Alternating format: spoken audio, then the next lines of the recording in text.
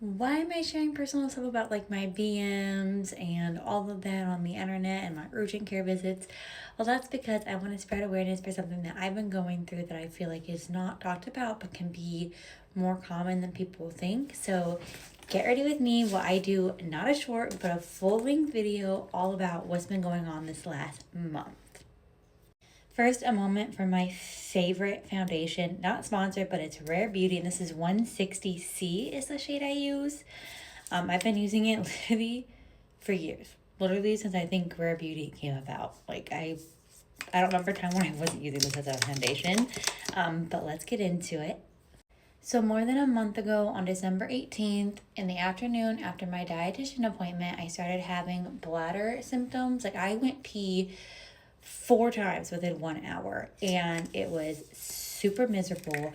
I thought it was this bladder condition. My old primary care that I just switched from recently because of traveling logistics had thought I had and put me on a medication for, and it seemed to help. But it wasn't getting better until late that night when I had a number 2 and things seemed to be fine. Friday, Saturday, Sunday was fine. So I was like, okay, just probably super constipated and it was putting pressure on my bladder and it's all good, all Gucci. But I jinxed myself because Monday afternoon, the same thing happened. And I was like, what the fudge? But then I took a smaller number 2 and it felt somewhat better. The pain still, it was still having like those bladder issues, and I thought maybe my ACs just really flare up because I'm really constipated. So I started taking Miralax, thinking that'll help to soften things and help things go. But by Christmas Eve, things weren't better that night. So I said, okay, the day after Christmas, I'm going into urgent care, and I did. And the doctor did a X-ray to make sure there was no blockage or anything, and she also did a UA number 1 sample. And the X-ray came back fine. There was no blockage or anything, a little bit of buildup, but nothing concerning at all. Recommended maybe doing a more stronger laxative once on top of the Miralax, but defined in my UA bacteria. So she gave me an antibiotic. This was Friday, the day after Christmas. 3 days later, Monday, the pain came back with a vengeance. Like Saturday and Sunday, it was still there, but I thought it was getting better. But Monday afternoon, around 3:30, things just. So I called urgent care, and they're like, "Oh, your first UA sample was contaminated, so we couldn't get a culture." So they had me come back in to get another culture. Well, they left it to me, but I was definitely coming back in to get another culture, and they found bacteria in it again. So they gave me a different antibiotic. And then the next day, a couple of days later, things were not getting better. And I'm like, what the actual fudge? So I called a telehealth doctor through my work. And this telehealth doctor was like, I think if your UA sample from the second time comes back negative, you have what's called IC, or interstitial cystitis, which is also called painful bladder syndrome, which mimics a UTI, but you don't have a UTI. And I'm like, that's something my primary care that I just left from mentioned I had.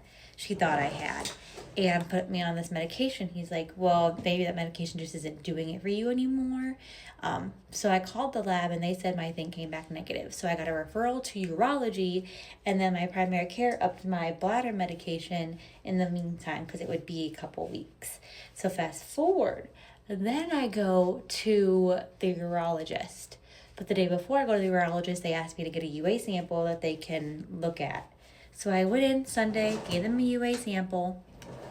The next day, 2 weeks after my last urgent care visit, they see me and she's like, yeah, I think you have this. There's no like real true way to like be like, oh yeah, this is what you have. It's not like cancer or like any of that stuff where like there's a for sure test. So she's like, yeah, I think you have this. And she gave me another med. Unfortunately, the side effect is dry mouth, dry skin, and constipation, which I was already dealing with. But then the next day, she comes back and says, hey, the culture from a couple days ago came back for your UA. You have, what was it? E. coli. And I was like, what? And she's like, yeah, we're going to put you on a different antibiotic that is actually going to hopefully help kill this exact strain of E. coli. And I said, cool, bro. cool, bro. Not only was I on now the third antibiotic for a UTI, I had also gotten a yeast infection a couple days before due to being on so many antibiotics and also being on my withdrawal bleeding from my patch. So this was my fourth antibiotic within this span of like 3 weeks. So that's not obviously the best for my body. And then that was on Tuesday. Friday, I was in so much pain. I was like, okay, something's not right. So I went back to get my UA sample tested, and they also did a womanhood swab to see if I like have any other like bacteria going down under there, and everything came back clean. My UA came back clean. My womanhood swab came back clean. I was like, what the actual fudge? Something is not right. So I did some research on IC. And apparently, people with IC, so interstitial cystitis, which is also what I just say IC because it's hard to pronounce, because I'm probably not even pronouncing it right. You get, like your bladder walls get inflamed, or can get inflamed by irritants. And a lot of it has to do with the food you eat. Certain things in the food irritate that bladder wall and then cause symptoms of a UTI when you don't have a UTI. So I had been trying to avoid all of those foods, because I looked on the actual association's website for IC, and I tried to eliminate foods that were triggersome, like tomato sauce, because it's acidic, pineapple, any acidic stuff, any spicy stuff, like Mexican food. I've cooked out caffeine, soda, everything. But it wasn't really truly feel like it was getting better.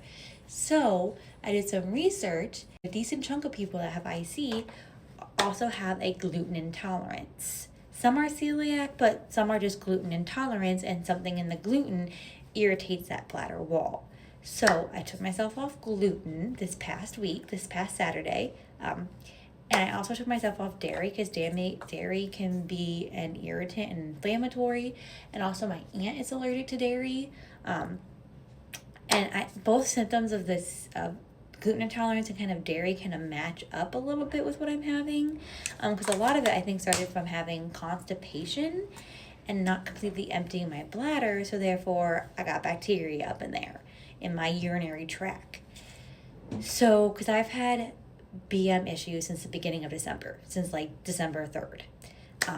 So far things with being gluten-free and dairy-free are not the easiest, if I'm being honest.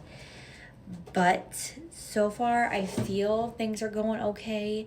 I am going to be off dairy for a little bit longer. Dairy takes less time to get out of your system from my research. Again, this is just research on the internet than gluten does. So I'm going to add dairy in a few more days just to kind of see how that affects me, because dairy is what I eat more of, ironically, than gluten.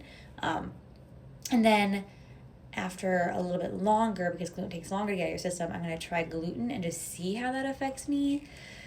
Don't know if those are even the problem. Maybe it's just my bladder so inflamed because of the E. coli that it just needs time to deflare, and that once it deflares, I'll be perfectly fine on gluten and dairy. I don't know. We're just doing the best we can for my body. But that's literally my whole chaotic month, basically in a nutshell. This is the final look. Thank you all for watching. Please don't forget to subscribe and have a great day.